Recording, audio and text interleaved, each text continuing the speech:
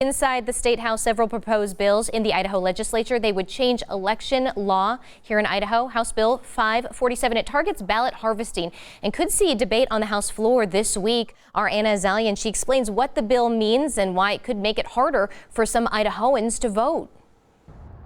Have you ever dropped off an absentee ballot at your local election office or a ballot drop box for a neighbor or a friend?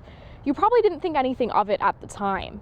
Now the Idaho House is considering a bill that would change who's allowed to drop off these ballots. Supporters say it will make Idaho elections more secure, but opponents say it will make it more difficult for many Idahoans to vote.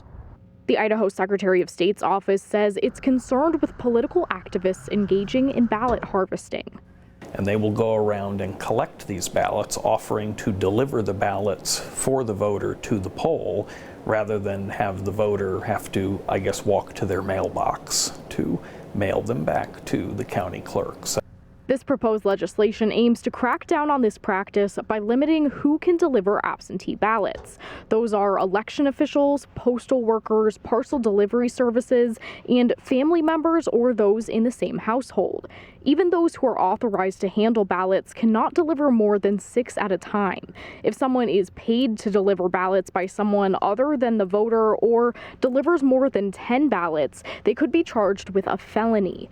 The bill also has an emergency clause, meaning if passed in time, it would be in effect for the May primary. I'm tired of trying to legislate other states' problems, and since it's never happened here, I don't know how it could possibly be an emergency.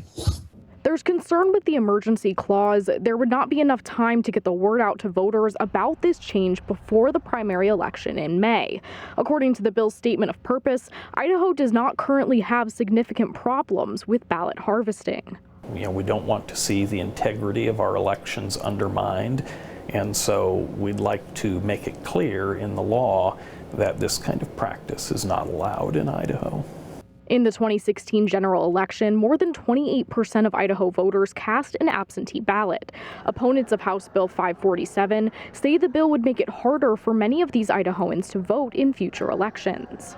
What is the compelling reason for making it more difficult or impossible for the disabled, the elderly, reservation residents, those in care facilities, the sick, and those lacking transportation to exercise their constitutional right to vote? It doesn't exclude nursing home staff or hospice care personnel.